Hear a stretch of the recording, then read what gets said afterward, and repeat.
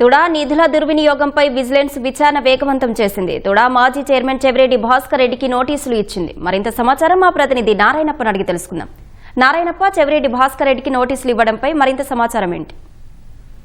Ashwini, Tirupati urban development authority నిధుల దుర్వినియోగంపై vigilance అధికారులు విచారణ ముమ్మరం చేశారు. గడిచిన 3 నెలలుగా పలుమార్లు తుడా కార్యాలయం, అదేవిధంగా తిరుపతి నగరపాలక సంస్థ కార్యాలయంలోనూ సోదాలు నిర్వహించి అంటే 2019 నుంచి 2024 మధ్య కాలంలో 5 సంవత్సరాల పాటు తుడా నిధుల వినియోగానికి సంబంధించిన దశలను పరిశీలించిన తర్వాత పలు అక్రమాలు చోటు చేసుకున్నట్లు విజిలెన్స్ అధికారులు గుర్తించారు. దాదాపు 300 కోట్ల రూపాయల మేర తుడా నిధులు దుర్వినియోగమైనట్లు ప్రాథమికంగా నిర్ధారణకు వచ్చిన విజిలెన్స్ అధికారులు దీనికి సంబంధించి వివరణ కోరుతూ 2019 నుంచి 2024 మధ్య కాలంలో చైర్మన్ గా పనిచేసిన తుడా చైర్మన్ గా పనిచేసిన అప్పటి చంద్రగిరి శాసనసభ్యుడు తుడా చైర్మన్ చెవిరెడ్డి భాస్కర్ రెడ్డితో పాటు 19-24 మధ్య కాలంలో తుడా పరిధిలోని వివిధ నియోజకవర్గాలలో పనిచేసిన మండల అభివృద్ధి అధికారులు,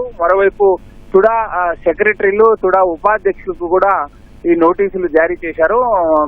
తుడా పరిధిలోని 15 మంది ఎంపీడీఓలకు అంటే మండల అభివృద్ధి అధికారులు, అదేవిధంగా తుడా మాజీ చైర్మన్ చెవిరెడ్డి భాస్కర్ రెడ్డితో పాటు అప్పుడు సెక్రటరీగా పనిచేసిన మరో ఇద్దరు అధికారులు, ఉపాధ్యక్షులుగా పనిచేసిన మరో అధికారికి కూడా ఈ నోటీసులు జారీ చేశారు.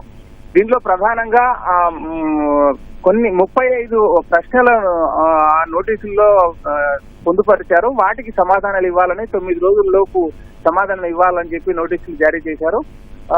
3 కోట్ల రూపాయల నిధులు దుర్వినియోగమైన సంబంధించి పలు ప్రశ్నలు సంధించారు.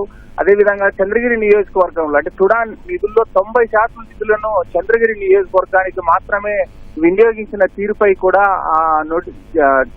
జారీ చేసిన నోటీసుల్లో ప్రశ్నలు వేశారు. మరోవైపు తుడా పరిధిలో ఏర్పాటు చేసిన బెంచీలకు సంబంధించి అప్పటి తుడా చైర్మన్ చెవిరెడ్డి భాస్కర్ రెడ్డి పేరును ముద్రించడం కూడా ఈ ప్రశ్నల్లో భాగంగా అడిగారు. ఎందుకు ముద్రించాల్సి వచ్చిందనే అంశము, అదేవిధంగా ఎంపీడీఓలకు నిధులు వారి అకౌంట్లలోకి నిధులు వేసేసి వారికి డ్రా చేసుకునేందుకు అధికారం కల్పించిన అంశం కూడా నోటీసులు జారీ చేసిన ప్రశ్నల్లో సంధించారు.